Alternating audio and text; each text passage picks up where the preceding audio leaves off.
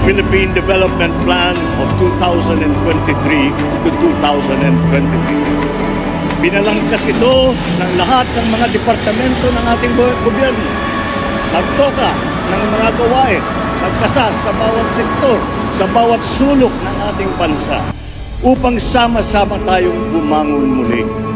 It enumerates the sectors to which funds should be channeled. What nurturing policies must be planted so that these can contribute to the overall growth that we desire. It lists the infrastructure which we are building better and more.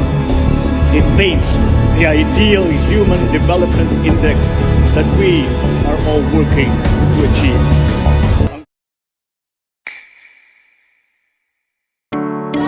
Good day everyone. Today we will talk about the Philippine Development Plan 2023-2028, also known as the PDP.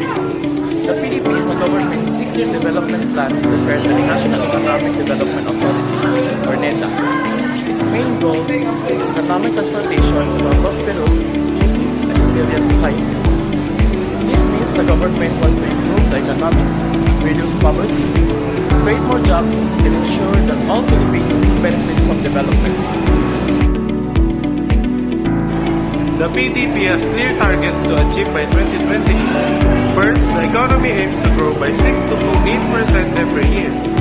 Second, unemployment should be decreased by 45%. Third, poverty rate should decline to 9%. And lastly, the overall goal is to bring back the strong economic growth by reducing poverty and inequality in the country.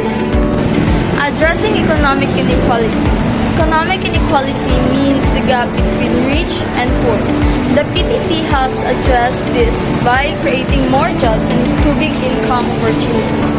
It promotes investments in businesses, agriculture, and manufacturing to generate more employment. When more Filipinos have stable jobs, more families can improve their standard of living. Strengthening social protection. The PDP also strengthens the social protection program.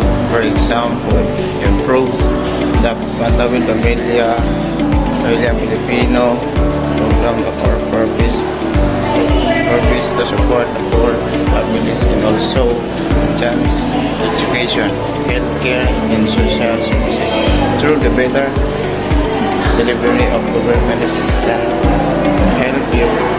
Help can reach the right people faster and more efficiently.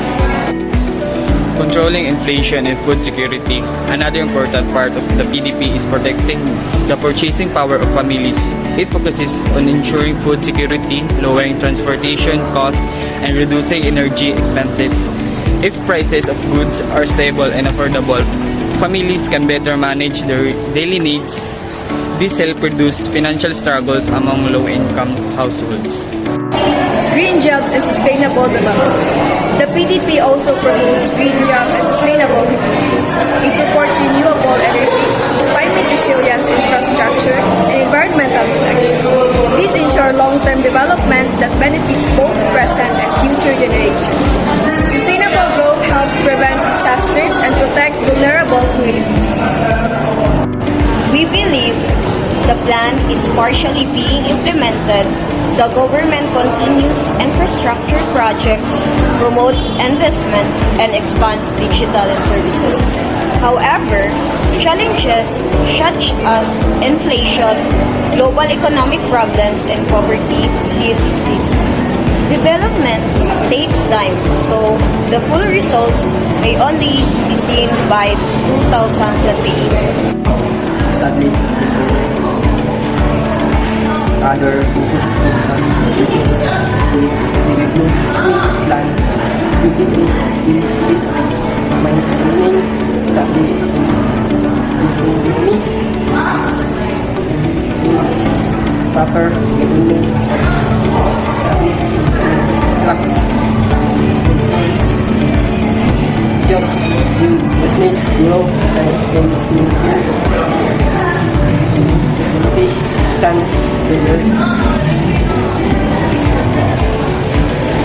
Peace and security. The PDP also highlights the importance of peace and security. A safe and peaceful country encourages investment and development, When communities are stable, business can operate smoothly, and people can work without fear. This helps support economic growth and reduce poverty. That's all. In conclusion, the Philippine Development Plan 2023-2028 aims to transform the economy by creating jobs, reducing poverty, and promoting exclusive growth. It is a comprehensive plan designed to reduce economic inequality in the Philippines. Its success depends on proper implementation and cooperation between the government, private sector, and citizens. Thank you for listening.